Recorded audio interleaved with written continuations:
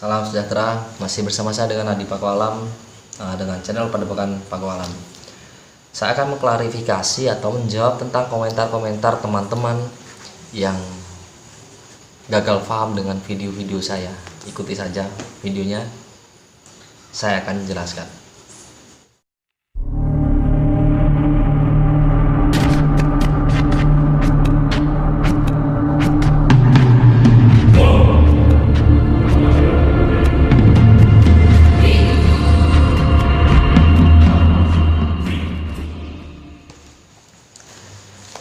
Oke, dari saya buat video-video yang kemarin-kemarin itu banyak sekali komentar-komentar yang bagus-bagus ya, yang terima kasih Mas sudah membudidayakan kesenian. Jadi sudah menge-share lah supaya kesenian atau seni budaya Indonesia itu tidak mati. Dan ada juga yang komentarnya pedas ya, namanya sosial media ya. Ada yang suka, ada yang enggak. Jadi di sini saya hanya membagikan suatu budaya Indonesia yang itu saya menolak punah, yaitu tentang keilmuan tentang kesenian, bahkan tentang kekuatan keilmuan. Kalau itu nggak ada yang membagikan, nantinya akan punah. Sedangkan Indonesia itu terkenal dari budayanya ya. Budaya saja diakui Indonesia. Kenapa kamu kok malah marah ada orang yang membagikan budayanya, budaya Indonesia tersebut kan? Berarti kamu nggak cinta dong dengan Indonesia karena mau mematikan budaya-budaya tersebut. Nah, seperti itu. Ada lagi yang tanya, sampai itu tatoan kok bisa apa katanya. Orang yang tatoan itu belum tentu mereka kotor ya. Dondong, tahu buah dondong ya? Dondong itu luarnya cantik sekali, dia bersih, bulat bersih, lonjong bersih. Tapi ketika dibuka, wah isinya itu ada serabut. Kalau bahasa Jawanya nyokrok. Jadi serabutnya itu ya, dalamnya itu nggak bersih, nggak cantik lah itu. Itu dalam isi dondong itu banyak serabutnya, banyak sekali. Diibaratkan itu. Dan banyak juga yang mengaku-ngaku ustadz, dia malah mencabuli murid-muridnya. Kira-kira itu gimana kalau menurut Anda ya, menurut orang yang tidak suka saya bertato, tidak suka dengan orang yang bertato gitu kan. Tato itu bukan berarti kriminal, tato bukan berarti nakal, tato itu seni. Jadi semua tato yang ada di badan saya ini itu ada maknanya sendiri.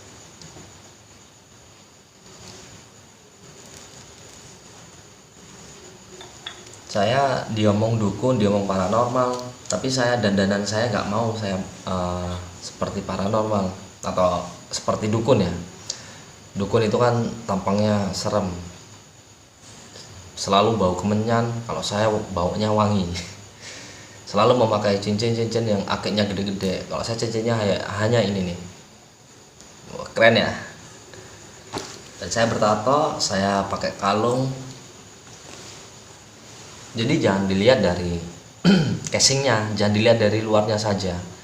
Manusia itu melihat dari hatinya. Orang itu bagus, dandanannya rapi, berdasi. Dia punya pangkat, dia baik katanya tapi nggak taunya dia mengkorupsi. Waduh, nah itu seperti apa? Mengkorupsi uang negara yang seharusnya itu untuk masyarakat. Berarti kan kita nggak boleh menilai dari luarnya saja, yang dinilai itu adalah hatinya. Dan ada juga ya yang ngomong ini adalah syirik. Syirik yang bisa memvonis manusia itu syirik atau tidak itu hanya Gusti Allah, hanya Tuhan. Bahkan malaikat pun tidak bisa mengkritik atau memvonis bahwa manusia ini adalah syirik. Nah, kenapa manusia kok bisa ngomong bahwa ini syirik? Taunya syirik dari mana? Karena manusia itu nggak tahu apa yang dilakukan orang lain itu hatinya seperti apa gitu kan. Saya kasih contoh nih. Ada yang ngomong bahwa kemenyan itu adalah syirik, musyrik lah, katanya menyembah selain Tuhan. Menyembahnya selain Tuhan dari mana? Zaman dulu itu mereka berdoa melalui memakai kemenyan ya, itu suatu perantara. Kenapa memakai kemenyan? Karena kemenyan itu harum bagi orang-orang zaman dulu sebelum ada pewangi. Kalau kata Nabi ya, Nabi kan suka yang mewangian. Nah, kalau orang-orang menganggap bahwa kemenyan itu wangi, apa salahnya? Jadi membakar kemenyan itu kan ada asapnya nih, asapnya terbang. Setelah membakar kemenyan ditaruh itu, mereka berdoanya kepada siapa? Kepada Gusti Allah, bukan kepada makhluk-makhluk halus atau kepada batu atau kepada pohon, bukan seperti itu. Jadi tolong jangan memvonis syirik-syirik dulu. Sebenarnya saya nggak mau ya, saya nggak mau membawa suku ras dan agama, tapi saya di sini saya hanya menjawab komentar-komentar kemarin yang katanya saya syirik. Jadi gini aja deh. Sebelum Anda berkomentar atau sebelum Anda mengomentari orang lain tentang sesuatu, Anda harus tahu sesuatu itu dilakukan seperti apa dulu. Jadi pelajari dulu sesuatu itu. Jika Anda sudah belajar sesuatu itu, sudah paham, baru Anda nanti bisa berkomentar sendiri. Oh, ternyata ini seperti ini. Oh, ternyata ini seperti ini. Nah, seperti itu. Jadi jangan tiba-tiba memvonis tanpa Anda mengetahui isinya. Nah, seperti itu kan. Ada air putih di gelas. Ada air putih di gelas, warnanya putih. Langsung dia vonis, itu air putih itu mau saya minum. Padahal apa? Air aki. Air aki ditaruh di gelas, warnanya putih, sama dengan air putih yang bening. Dia langsung vonis, itu air putih, air minum. Langsung dia minum. Jadinya apa? Ya sakit. Jadi kita harus tahu dulu, ini air putih bener apa bukan. Kita cium dulu baunya, kita tetesin dulu, baru kita icip sedikit. Kalau kita sudah tahu, baru kita bisa berkomentar, oh iya ini air putih. Kalau kita sudah tahu, kita bauin sudah berbeda kan, kita teteskan di suatu daun atau baju itu bolong, ada asapnya, oh berarti ini air aki. Jadi tahu. Kita harus mempelajari dulu apa sesuatu yang mau kita komentari tadi. Jika air putih tadi itu langsung Anda komentari, oh itu air minum, air putih, langsung dia minum, ya sakit.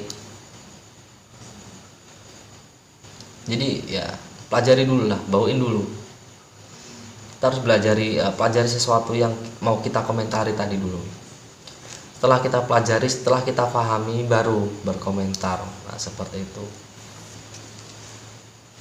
Kalau kayaknya sih masih bocah, karena yang diomongin ya hanya bulat seperti itu aja, kayak gitu aja ya.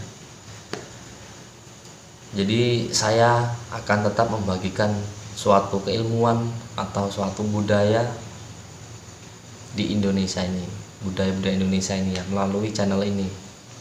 Saya akan membagikan dan saya tidak akan menyindir suatu suku, ras dan agama, karena niat saya di sini hanya membagikan supaya budaya itu tidak punah, supaya keilmuan itu tidak punah.